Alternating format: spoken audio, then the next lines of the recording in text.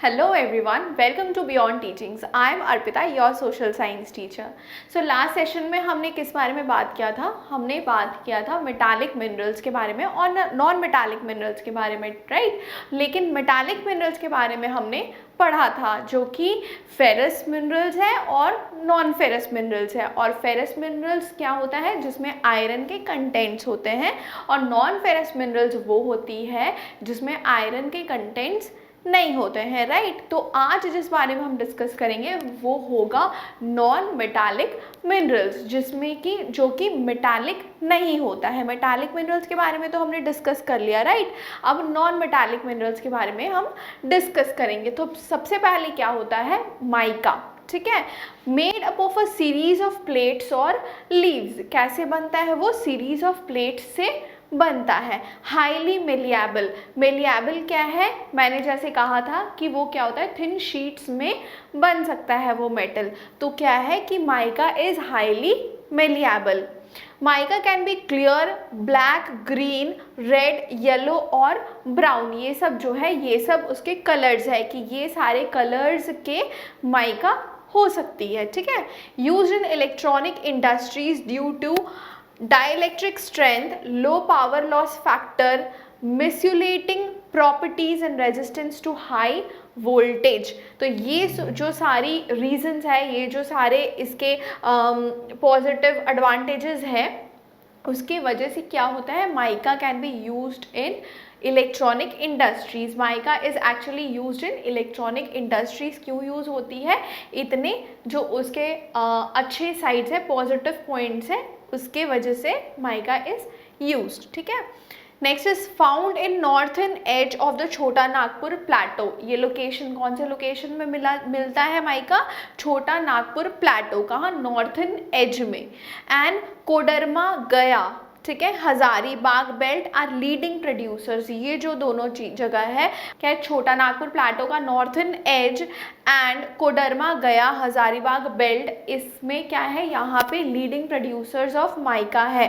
And बाकी अजमेर जो है राजस्थान में, अजमेर एंड नेल्लोर क्या है? आंध्र प्रदेश में। ये सब क्या है कि ये सब जगहों में माइका पाया जाता है, ठीक है। ये सब लोकेशन है।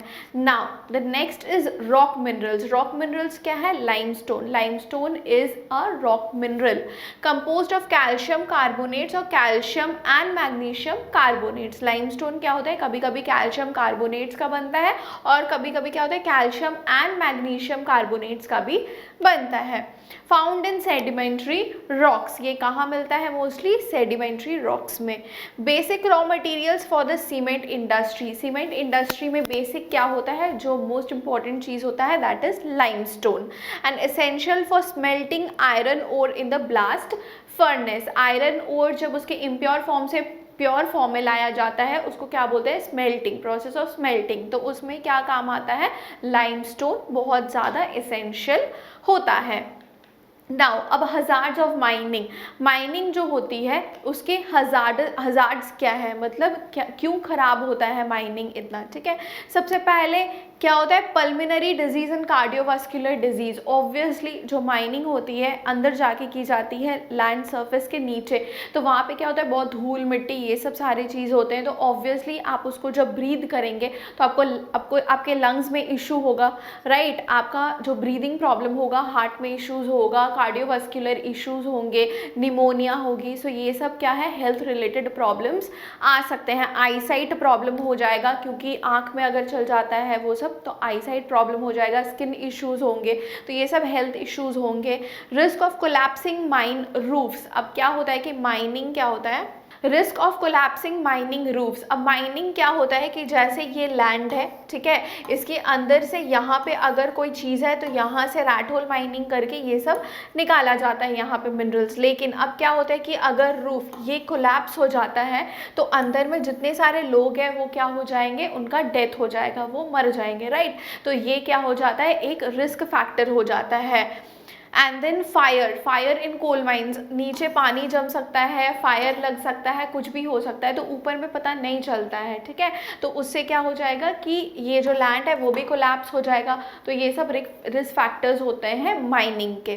Contamination of water due to mining, अब माइनिंग की वजह से जो माइनिंग होती है वहाँ के जो पानी होता है, अंडरग्राउंड वाटर होता है, बिकॉज माइनिंग क्या होती है, मिनरल्स बहुत नीचे पाया जाता है, तो उससे माइनिंग क्या होती है कि अंडरग्राउंड जो वाटर होता है वो कंटामिनेट हो जाता है, वो पॉइजनस बन जाता है। तो उससे क्या हो जाता है, और वो अंडरग्राउंड वाटर वहाँ के लोग अगर पीते हैं तो उनका क्या होता है, हेल्थ रिलेटेड इश्यूज हो जाता है। Then degradation of land and soil, obviously अगर आप माइनिंग करेंगे तो क्या होगा कि लैंड डिग्रेड होगा as well as soil degrade हो जाएंगे।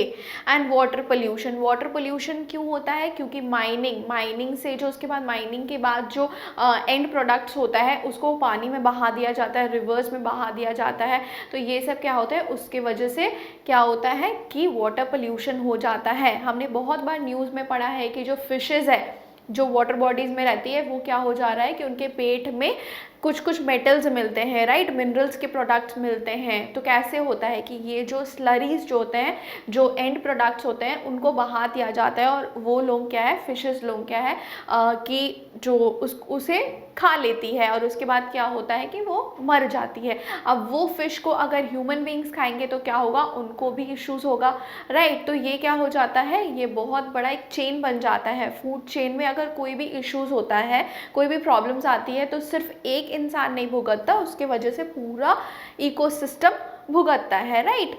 तो क्या हो जाएगा, हज़ार्ड्स ऑफ माइनिंग ये हो जाएगा। एंड देन अब कंजर्वेशन ऑफ मिनरल्स, अब next is conservation of minerals. Minerals को कैसे कंजर्व कर सकते हैं और क्यों कंजर्व करने की ज़रूरत है। Only 1% of earth crust is minerals, minerals जो है सिर्फ पूरा मिनरल्स का अर्थ क्रस्ट का सिर्फ 1% ही क्या होता है, मिनरल्स होता है। और ऊपर से क्या होता है कि मिनरल्स जो है वो बहुत ज़्यादा टाइम लग जाता है उसे फॉर्म होने में, इसीलिए वो क्या है, नॉन रिन्यूएबल रिसोर्स है। अब एक बार अगर ख़त्म हो जाएगा तो अगर फॉर्मेशन होता है बहुत ज़्यादा टाइम लगता है, तो उसे इसीलिए हम क्या बोलते हैं, नॉन रिन्यूएबल रिसोर्स बोलते हैं। एंड उसके ऊपर से only 1% of earth crust is minerals, इसीलिए हमें क्या करने की ज़रूरत है, उसे बचा के रखने की ज़रूरत है, कंजर्व करने की ज़रूरत है।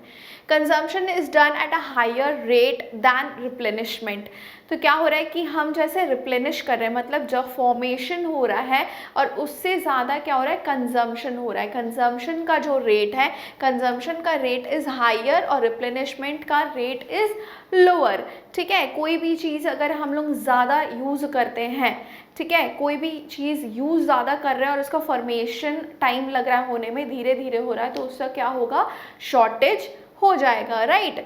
अब इसका शॉर्टेज हो जाने की वजह से क्या हो रहा है, प्राइस भी इंक्रीज़ हो रहा है, प्राइस इंक्रीज़ हो रहा है, बिकॉज ऑब्वियसली जब डिमांड ज़्यादा होगा किसी चीज़ का और वो मिल नहीं रहा है इंसान को, तो उसका क्या हो जाएगा, प्राइस भी ज़्यादा हो जाएगा, राइट। डिमांड क्या है, डिमांड ज़्यादा है एंड क्वांटिटी कम है, तो क्या हो जाएगा, प्राइस इंक्रीज़ हो जाएगा, राइट। तो इसीलिए क्या हो रहा है कि मिनरल्स का प्राइस भी बहुत ज़्यादा इंक्रीज़ हो जा रहा है और उसकी वजह से हमें क्या करना चाहिए, कंजर्व करना चाहिए। नाउ नॉन रिन्यूएबल जो है वो मैंने कहा कि क्यों नॉन रिन्यूएबल है, राइट। जो फॉर्मेशन है उसमें बहुत ज़्यादा टाइम लग जा रहा है उसको फॉर्म होने में, इसीलिए that is known as a non renewable resource which needs to be conserved. And cost is increasing में मैंने समझा दिया कि क्यों कॉस्ट इंक्रीज़ हो रहा है, इसका फंडा भी हमने समझा दिया कि इंक्रीज़ क्यों हो रहा है। बिकॉज कोई भी चीज़, फॉर एग्जांपल अगर आप ले लीजिए कि आपको मैंगोज़ खाने हैं, आपके मैंगोज़ फेवरेट फ्रूट है, ठीक है, लेकिन मैंगोज़ बहुत कम आ रही है मार्केट में, लेकिन उसका डिमांड क्या है, बहुत ज़्यादा है, हर इंसान को मैंगो खाने का मन कर रहा है, तो क्या हो जाएगा, उसका प्राइस इंक्रीज़ हो जाएगा, राइट। और उस जो बहुत ज़्यादा प्राइस दे पाएगा वही खा पाएगा।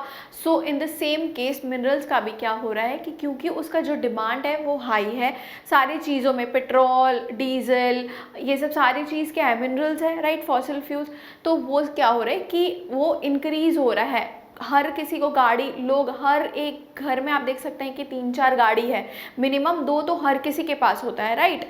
तो क्या हो रहा है कि आप अगर ज़्यादा पेट्रोल यूज़ कर रहे हैं ज़्यादा मिनरल्स यूज़ कर रहे हैं, ये सब कर रहे हैं, तो क्या हो जाएगा कि प्राइस इंक्रीज़ हो रहा है, डे बाई डे पेट्रोल का प्राइस क्या हो जा रहा है, इंक्रीज़ हो जा रहा है, राइट।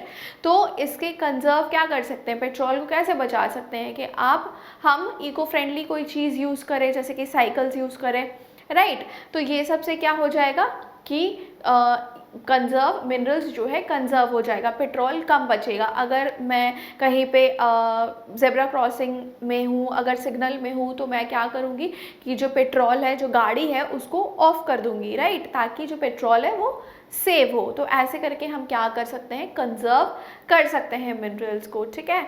सो आज हमने जो है डिस्कस कर लिया जो मिनरल्स का पार्ट था, जो मैंने बोला था कि इन मिनरल्स को हम अलग करेंगे डिस्कस और एनर्जी रिसोर्स को हम अलग डिस्कस करेंगे। तो आज जो है वो मिनरल्स का जो पार्ट है, कितने टाइप के मिनरल्स होते हैं, मेटालिक मिनरल्स में फेरस, नॉन फेरस मिनरल्स होते हैं, नॉन मेटालिक मिनरल्स हो गई, और ये सब जो है आज हमने डिस्कस कर लिया। तो नेक्स्ट सेशन में हम क्या स्टार्ट करेंगे, एनर्जी रिसोर्सेज के बारे में स्टार्ट करेंगे। और अगर आपको कोई भी डाउट है, अब तक जो भी हमने पढ़ा है, जो भी डिस्कस किया है, उस पर आपको अगर कोई भी डाउट है तो आप डेफिनेटली पूछ सकते हैं कमेंट बॉक्स में क्वेश्चंस अपने। और अगर आपको वीडियो अच्छा लगा हो तो please like and subscribe to the channel beyond teachings and also press the bell icon. Thank you for today, have a nice day.